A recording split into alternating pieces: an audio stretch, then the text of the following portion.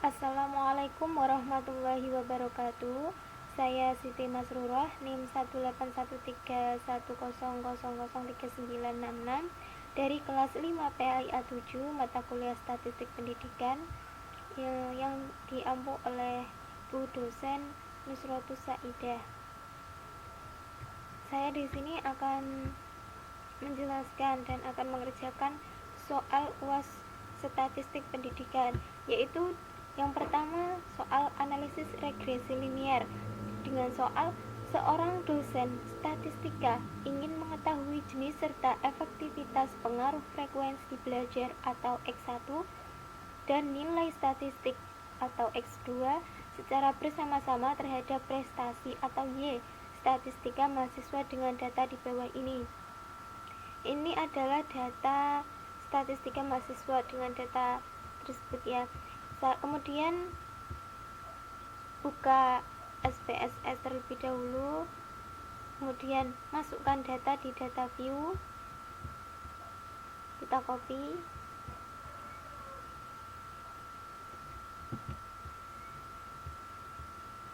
masuk ke SPSS, kita copy di sini,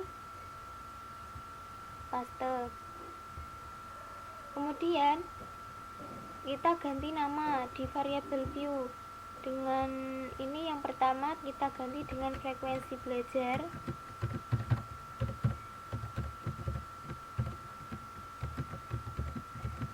yang kedua kita ganti dengan nilai statistik,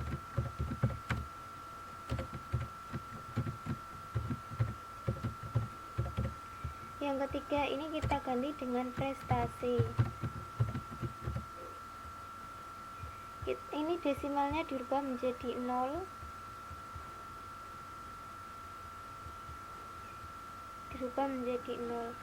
kemudian kita kembali ke data view, kita klik analyze, kemudian kita pilih regression, kemudian pilih linear, kemudian klik OK, dan kita klik. Kemudian prestasi ini masukkan ke dependent. Prestasi ini adalah terikat, variabel terikat, kita masukkan ke dependent. Kemudian frekuensi belajar kita masukkan independent atau variabel bebas. Kemudian nilai statistik juga kita masukkan ke independent. Kemudian kita klik statistik, kita klik model ID sama R-square sama deskriptif.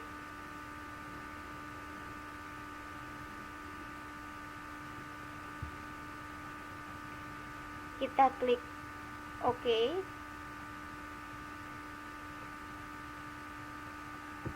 Kemudian kita klik juga confidence interval. Kemudian kita klik continue. Nah, kemudian setelah itu kita klik plots. Plots ini dependent kita masukkan ke Y, Z resid ini kita masukkan ke X. Kemudian histogram sama normal probability plot ini kita klik juga, kemudian klik continue, kemudian klik OK. Nah, ini hasil dari SPSS uji analisis regresi linear ya. Ini ada beberapa, ada deskriptif, statistik, correlation, sama model summary, ANOVA, dan lain-lain. Nanti kita analisis bersama. Kemudian kita kembali ke soal. Soal yang pertama tadi, ujilah persyaratan data di atas untuk memenuhi analisis regresi. Tadi ya sudah saya memilih analisis regresi linear. Kemudian apakah ada pengaruh? Kemudian yang kedua, apakah soal yang ke B, apakah ada pengaruh yang signifikan antara X1 dan X2 terhadap Y? Nah, tadi ada yang pertama adalah ujilah persyaratan data di atas memenuhi analisis regresi linear. Pertama kita rumuskan hipotesis terlebih dahulu. Tadi kita ambil data dari SPSS, yaitu yang correlation ini. Correlation ini nanti kita klik, kemudian copy, dan kita masukkan ke jawaban. Yang pertama yaitu rumusan hipotesis. HO tidak ada pengaruh antara X1, X2 terhadap Y. Kemudian HA ada pengaruh X1, X2 terhadap Y. Kemudian yang kedua yaitu kriteria pengujian. Jika R X Y lebih besar dari R tabel atau N-2 sama dengan HO ditolak. Jika R X Y lebih kecil dari R tabel atau N-2, HO diterima.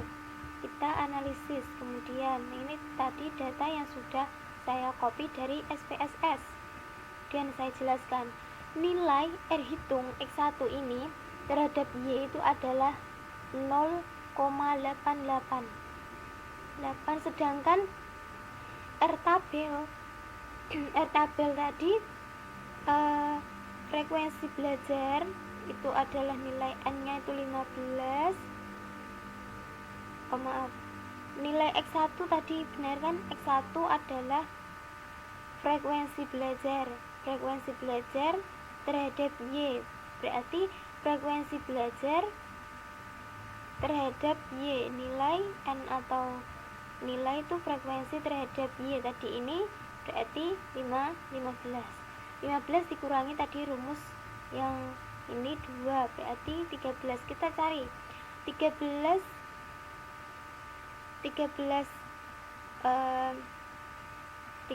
kita cari di tabel signifikan dari 5%, yaitu adalah ketemu 0,553. RXY lebih besar dari R tabel sama dengan 0,888 lebih besar dari 0,553 atau dengan taraf signifikasi 5%. Jadi ada hubungan yang positif antara frekuensi belajar terhadap prestasi. Nilai R hitung sama dengan X2 terhadap Y. Tadi X2 atau nilai statistiknya ketemu 0,616, sedangkan R tabel atau N-2, N-nya tadi 15 dikurangi 2 itu 13, ketemu di tabel adalah 0,553. RXY lebih besar dari R tabel sama dengan 0,616 lebih besar dari 0,553 dengan taraf signifikasi 5%. Jadi ada hubungan yang positif antara nilai statistik terhadap prestasi. Kemudian yaitu soal yang pertama, yang ke B. Apakah ada pengaruh yang signifikan antara X1 dan X2 terhadap Y? Kita kembali ke SPSS, kita ambil data yaitu model summary. Kita ambil data model summary. Model summary ini kita klik, kemudian kita copy, kita masukkan ke lembar jawaban, yaitu model summary, yaitu pengaruh yang signifikan antara X1 dan X2 terhadap Y.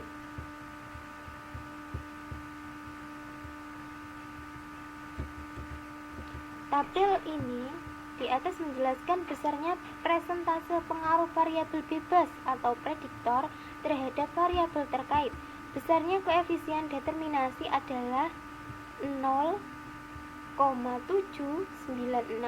Ini mengandung pengertian bahwa pengaruh variabel bebas atau independen terhadap perubahan variabel dependen adalah 79,6%. Ini saya dapat dari 79,68 itu dikurangi dari 100%. 100% ini kita kemudian mendapatkan nilai 20,4%. Nah, kemudian berarti kemampuan penelitian lebih besar dipengaruhi oleh variabel lain. Kemudian soal yang ke C, yaitu berapa besar variabel independen mempengaruhi variabel dependen. Yaitu kita kembali ke analisis SPSS, kita ambil data, kita pilih yang ANOVA. ANOVA ini kita copy, kemudian kita masukkan ke sini, ke lembar jawaban, yaitu Nilai besar F hitung adalah 23 ini ya, F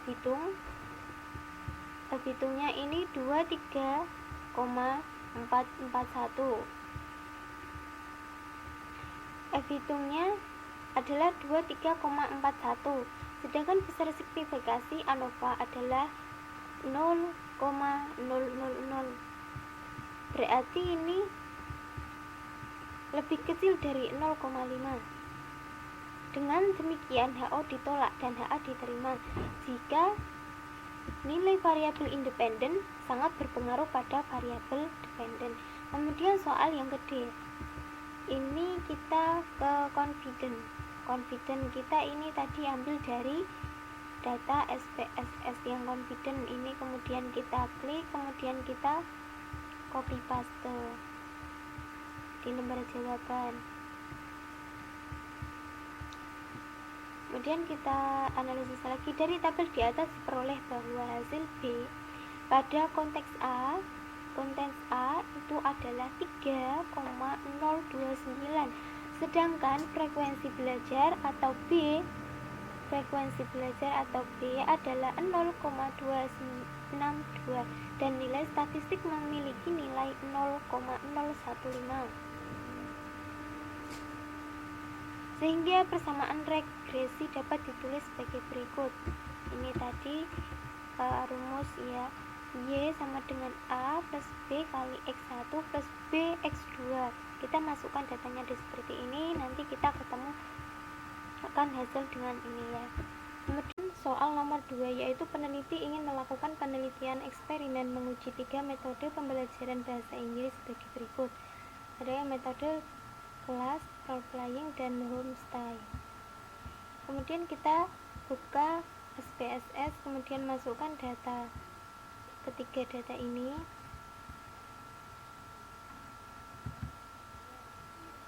Kemudian copy.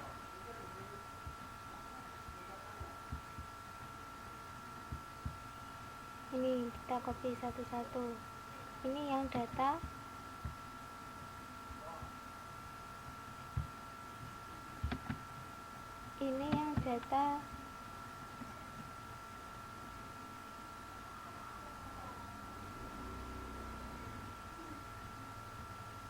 metode.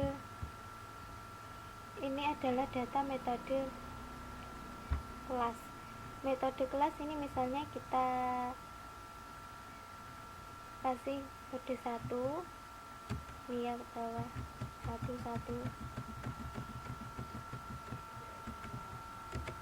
Kemudian kita sambung lagi dengan role playing atau model kedua.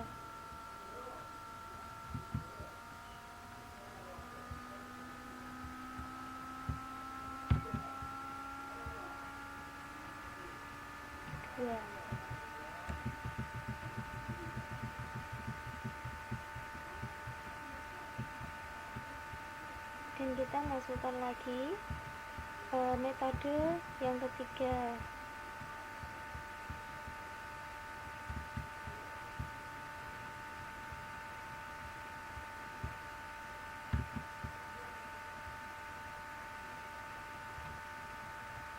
Misalkan kita kasih 3.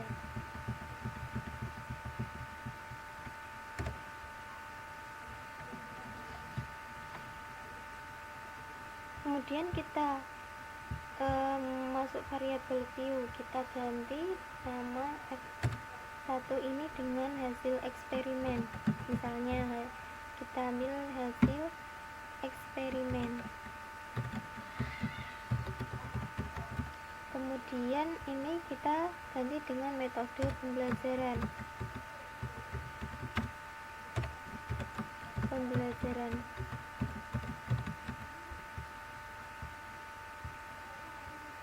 Kemudian desimalnya kita ganti 0. Kita ganti 0 juga. Kemudian kita kembali ke data view. Kita klik analyze. Kemudian descriptive statistik, kemudian kita klik explore, kemudian kita klik. Hasil eksperimen ini kita masukkan ke dependent list. Kalau metode ini ke factor list.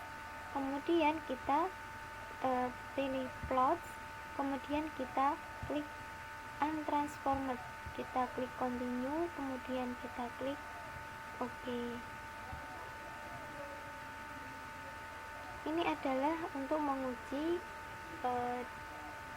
homogenitas. Ini adalah untuk menguji homogenitas. Ini hasilnya dari data SPSS. Kemudian kita ambil satu data, yaitu test of homogeneity of variance. Kita klik, kemudian kita copy, kita masukkan ke lembar jawab.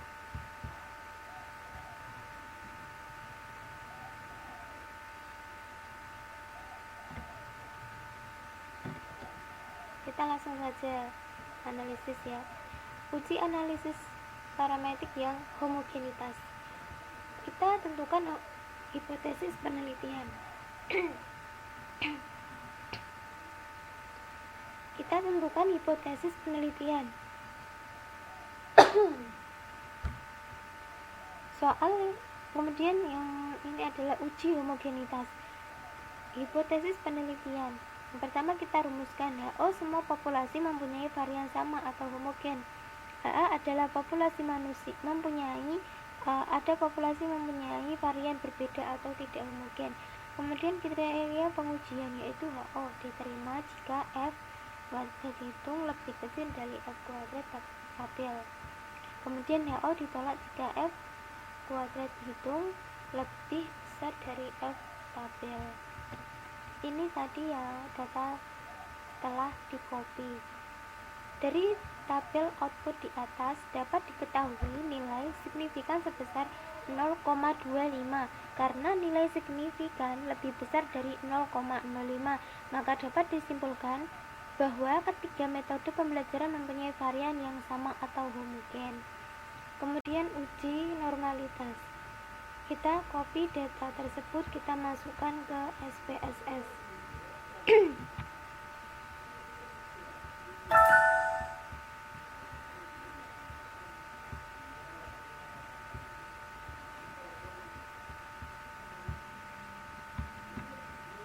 Kita copy, kita masukkan ke SPSS.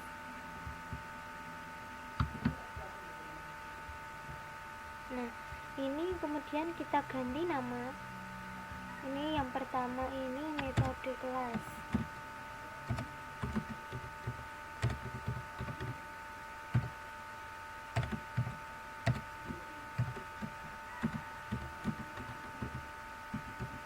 Kemudian yang kedua ini role playing.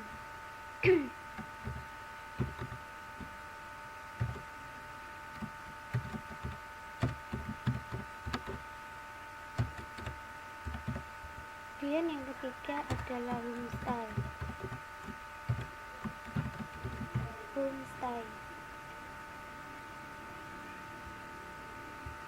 Kemudian desimal ini kita 0 jadi 0 ubah jadi 0 desimal.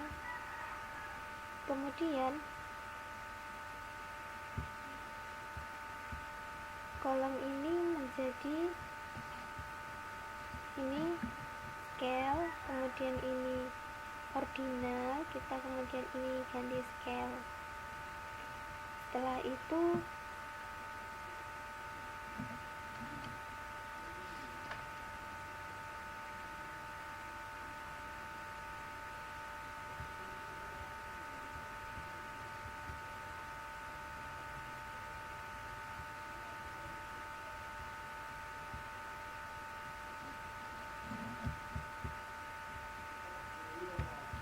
kita analyze non-parametric test, kemudian latency dialog,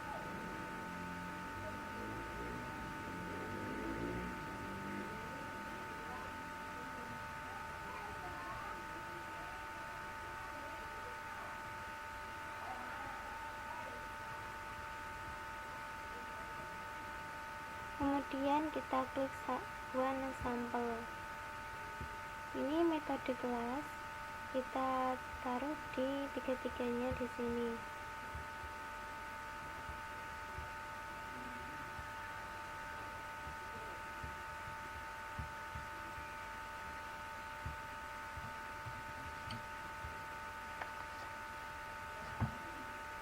Kemudian kita klik OK. Nah, ini muncul adalah tabel uji normalitas. Ini sudah muncul, kita klik, kemudian kita copy, kemudian kita masukkan ke Word. Ini tadi uji normalitas. Uji normalitas ini, tabel di atas menunjukkan hasil analisis uji normalitas terhadap ketiga variabel di atas. Bagian yang perlu dilihat untuk keperluan uji normalitas adalah bagian baris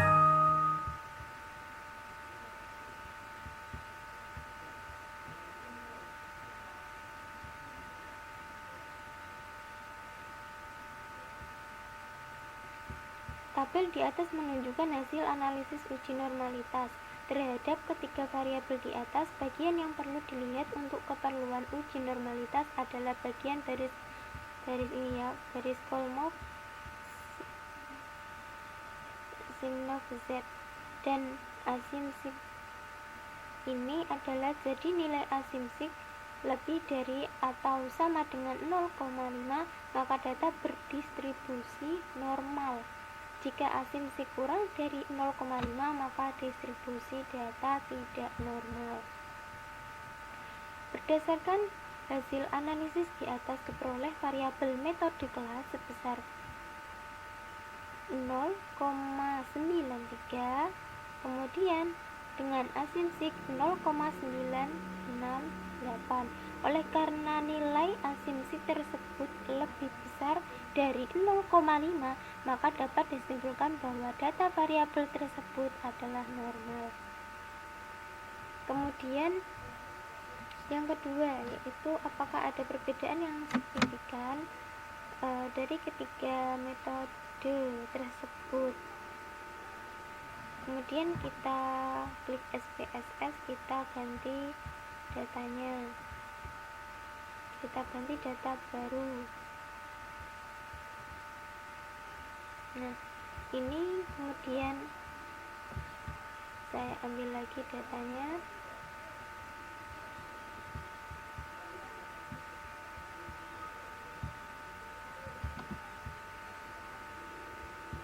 kita masukkan ke SPSS.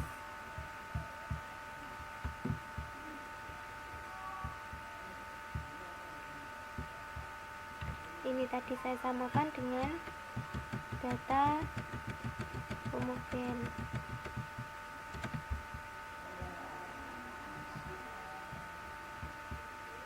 Kemudian lagi data yang kedua yaitu model alpha-lying,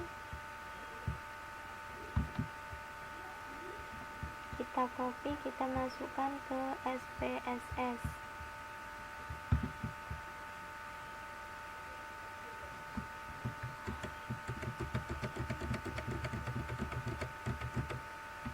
Kemudian lagi kita masukkan yang ketiga, yaitu homestay.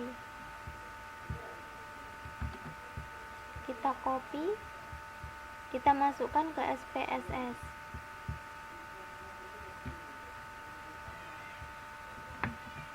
Misalnya kita ganti 3, ini variabel yang kedua.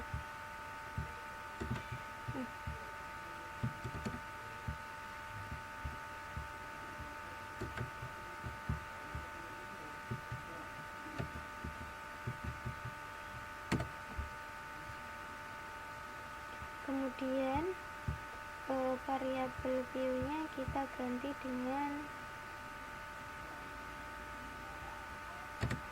yang pertama, hasil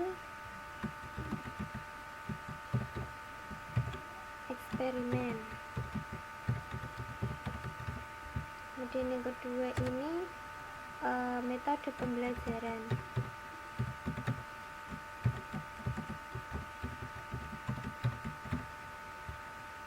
Desimalnya kita menjadi 0. Kemudian kita ke analyze, compare means, kemudian one way ANOVA. Hasil eksperimen kita masukkan, kemudian metode pembelajaran kita masukkan, kemudian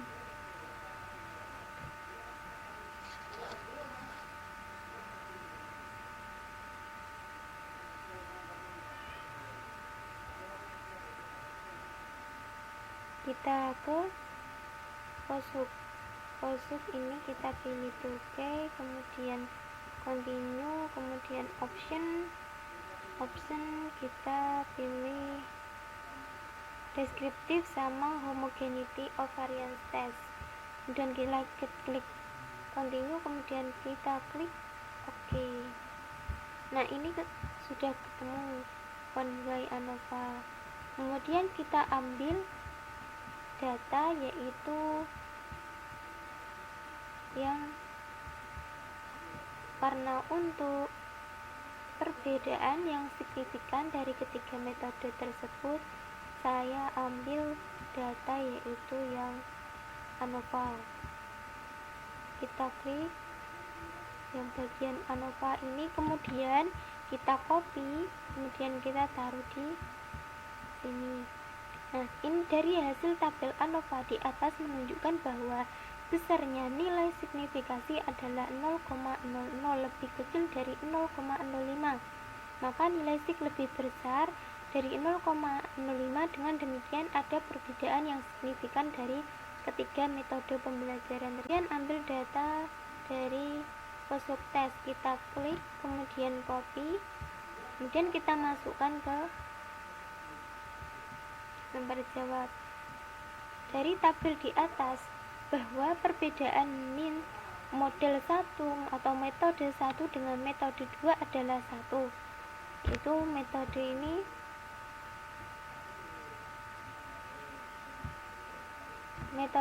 metode pertama nilai lebih besar dengan nilai metode kedua yaitu 1.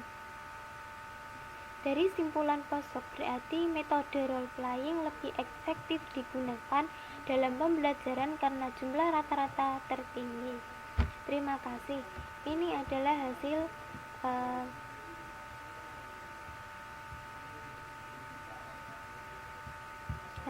dari UAS Statistik Pendidikan. Terima kasih. Wassalamualaikum warahmatullahi wabarakatuh.